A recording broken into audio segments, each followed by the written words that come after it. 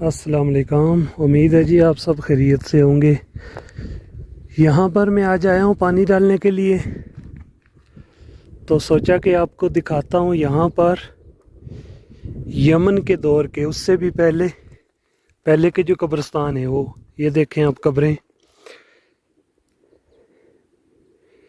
ये जो दायरे में पत्थर रखे हुए हैं और सेंटर में ये एक कब्र है, शायद ये इज्तिमाई कब्रें होंगी।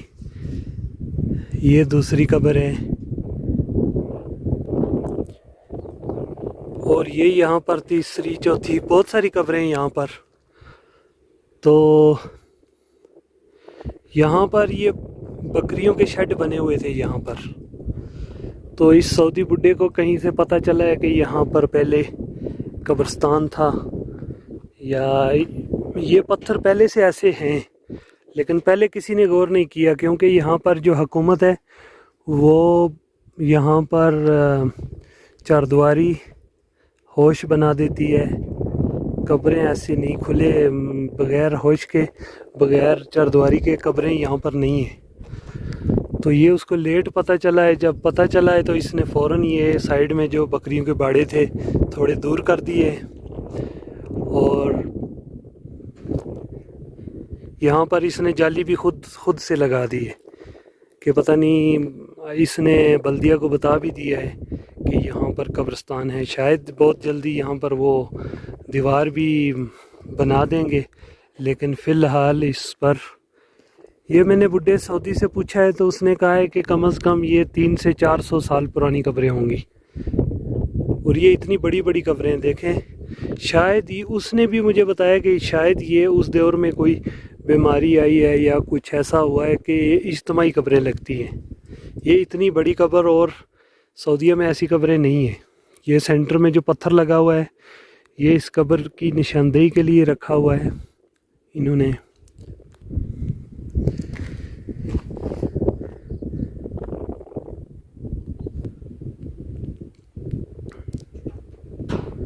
ये देखें आप कब्रें।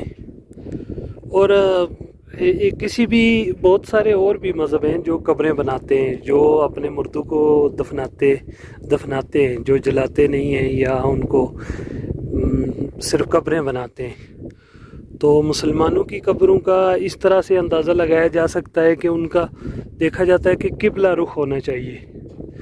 तो ये उसने भी ऐसे ही अंदाज़ा लगाया है कि बहुत सारी जो ऐसे पत्थर रखे हुए हैं और सारे ही किबला रुख हैं। तो उसने दोबारा से पत्थर इनको ठीक करके, देखें सेंटर में एक एक पत्थर भी लगा दिया है, और ये साइड में जो है जाली भी लगा दी है कि बकरियां वगैरह इसके अंदर ना जाएं। ये इलाका सऊदी अरब ने यमन से लिया था एक जंग करके, एक मुआहिदा करके। तो उस दौर में इनका ये भी मुआहिदा हुआ था कि जितने भी कब्रिस्तान यमन के दौर के हैं वो इनके ऊपर चारदुआरी दीवारें बनाएंगे, और बनी भी हुई हैं। बहुत पुराने पुराने कब्रिस्तान हैं, उनके साइड में आपको दीवार गेट लगा हुआ नज़र आएगा। तो ये बहुत पुराना कब्रिस्तान है। तो अभी इस सऊदी को पता चला है कि ये कब्रें हैं और ये शायद छोटा सा कब्रिस्तान था बहुत पुराना, तो इसने अपनी तरफ से जाली लगा के फ़िलहाल इसको बंद कर दिया है। ये देखें, वैसे सऊदी अरब में या किसी भी जगह में इतनी बड़ी कब्रें नहीं होती हैं। तो सऊदी ने मुझे बताया कि हो सकता है कि ये इज्तिमाई कब्रें होंगी उस दौर की। अल्लाह पाक से दुआ है कि हम सबको कब्र के अज़ाब से महफूज फरमाएं।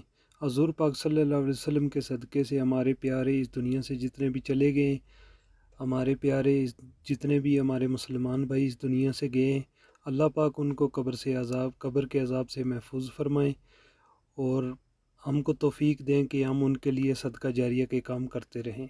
तो उम्मीद है आपकी वीडियो आज की वीडियो आपको पसंद आई होगी। अल्लाह हाफ़िज़।